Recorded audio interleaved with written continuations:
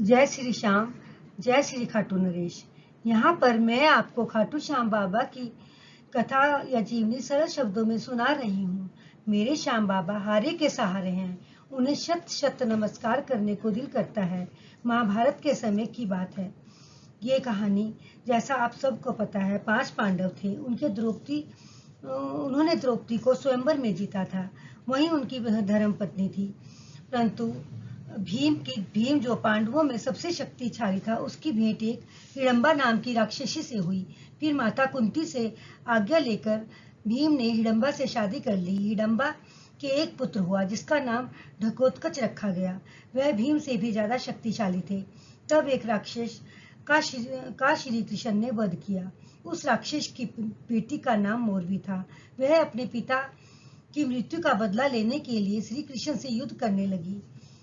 तब भयानक युद्ध हुआ तो माँ दुर्गा प्रकट हुई और कहने लगी, बेटी, जिससे तुम युद्ध कर रही हो वह तो श्री कृष्ण है। तुम्हारे पिता का वध श्री कृष्ण के द्वारा ही होना लिखा था। उन्हें मोक्ष मिल गया है। अब तुम लड़ाई समाप्त कर दो और तुम्हारी शादी भीम के पुत्र से होगी, जो श्री कृष्ण के सखा मित्र हैं। उसका नाम ढकोत्कच है। युद्ध खत्म हुआ। श्री कृष्ण पांडवों के पास आ गए। उन्होंने ढकोत्कच से कहा, मोरवी नाम की लड़की शादी के लिए तुम्हारा इंतजार कर रही है। तब ढकोत्कच वहां गए और शादी का प्रस्ताव रखा।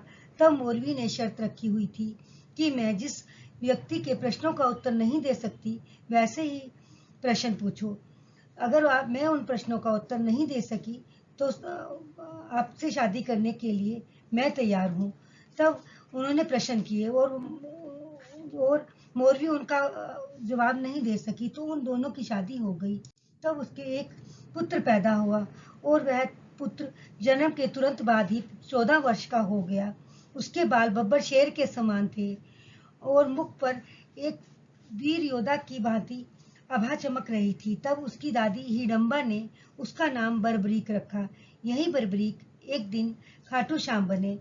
ये खाटू श्याम कैसे बने, ये अगली कहानी में बताऊंगी। कहानी अच्छी लगे तो मेरे चैनल को सब्सक्राइब करें ताकि खाटू श्याम कैसे बने की नोटिफिकेशन आपको मिल जाए और बाबा श्याम की कृपा आप पर बनी रहे।